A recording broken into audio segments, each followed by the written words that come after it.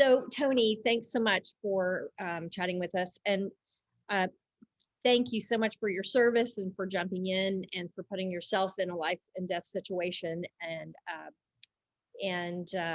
working so diligently to try to save the gentleman that was on your flight. So, for those that don't know, would you mind just briefly explaining the situation and the flight you were on and what happened and how you got involved? Okay. So a couple weeks now, December 14th, I was on United Flight 591 from Orlando to Los Angeles. Um, I boarded the flight. Took my seat. It was a late flight, so my whole plan was to try to sleep the whole way back to LA. About 20-30 minutes into the flight, flight attendants came on the intercom, and they said there was a medical emergency, and they asked for doctors or nurses. In my brief flight experience, I know is usually when they're asking for doctors and nurses, it's something that's above my scope of practice. As an EMT or an ICT. So I remained in my seat. Um, and then, a couple minutes later, all the cabin lights came on. They made the announcement again, looking for doctors and nurses. Then the whole plane, kind of started to look around, figure out what was going on. Noticed everyone was looking towards the rear of the plane.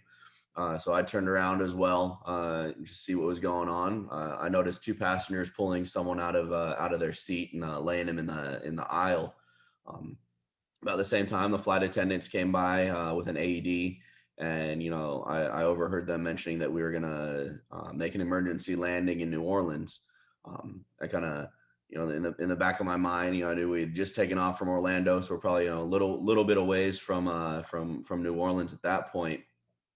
So the other two passengers were performing CPR in the aisle, and I realized, how far it was going to be to get to New Orleans. They probably were going to need some extra assistance. So I got out of my seat at that time. Went back a few rows, I think probably 8 or 10 rows behind where I was sitting. Let them know who I was, and offered to help perform CPR. And you mentioned that you were in row 20, so this gentleman must have been in 28 Correct. or so, approximately. Okay. Yeah. So I helped perform CPR. Three of us, essentially we tag teamed, performing the chest compressions. All four flight attendants were alongside us the whole time, providing us medical equipment and bringing us hand sanitizer and fresh gloves when we needed them. And so we performed CPR for close to an hour before we landed, and the fire department immediately boarded the plane, assess the situation, try to figure out the best plan of action for getting that gentleman off of the plane. So during that whole time, I was assisting the firefighters in performing chest compressions, pretty much up until the point where they lifted him up and carried him out of the plane and put him on a gurney. Okay. Um, Where were the rest of the passengers at this point? everyone remained in their seats. There were three of us that were performing CPR. I believe the other two people were, sitting. I'm not sure where they were at exactly, but I noticed, where the couple empty seats were in the area. So I'm figuring they were sitting, like one row behind him and one row in front of him. So this gentleman was removed from 28 all the way back to the front of the plane, past the passengers. Correct. Yeah. Okay. So at that point, did they put the plane out of service, or do you know after your flight? After the flight, I'm not sure. I mean, we took off from New Orleans. They refilled Stayed everything on the that we'd used, and we went to LA. stayed on the same exact plane where there was COVID-19. Correct. Wow. Uh, and how long? So that's kind of surprising. Did they remove the passengers from the plane and sanitize the plane prior to taking off? They did not. After he had been removed from the plane, I actually went up, to the front of the plane. I was speaking with the captain and a couple of flight attendants, and essentially I was just trying to get a little bit of fresh air. So I was standing, right at the door in the jetway, just get that little bit of a breeze. So I was just talking to them, and then a couple of the representatives from the the airport. I noticed, they had MSY jackets on.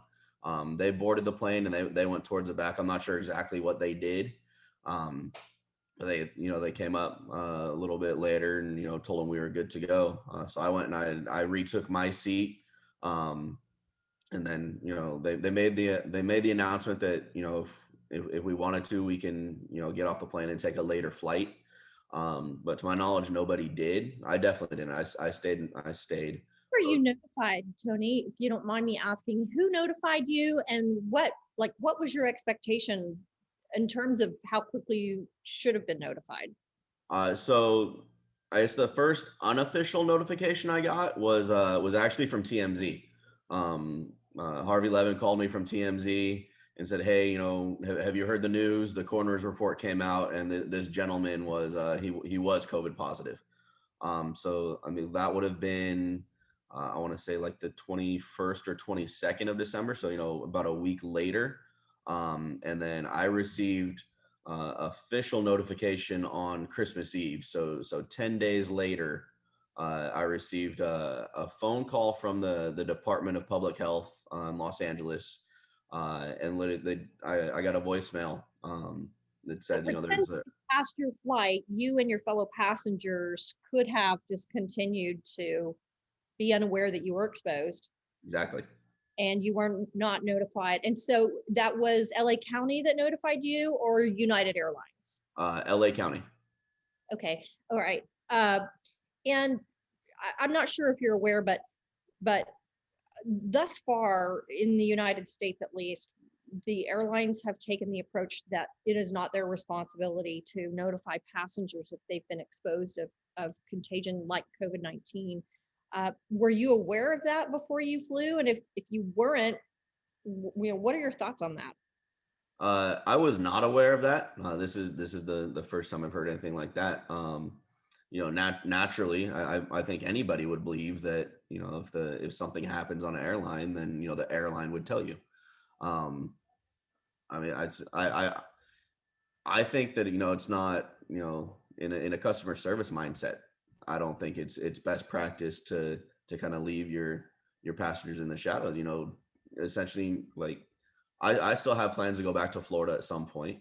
As a customer service wise, I might not fly United again. I love their, the fact that they got nonstop flights to Florida, and the prices aren't horrible. But, at this point, as far as the COVID thing goes, I know that can happen on any flight, any airline at any time. But coming back, at least to the customer service aspect of it, if especially right now when not a lot of people are traveling, you should probably try to keep the customers you have. Right. Everything these days comes down to customer satisfaction. Yeah. So do you believe that airlines have that responsibility to their passengers? I believe that they should have some kind of responsibility. If you're gonna quarantine your flight attendants, if you're gonna tell them, I paid a lot of money to go on a flight, but at the end of the day, I'm kind of just treated as a seat number. Hmm.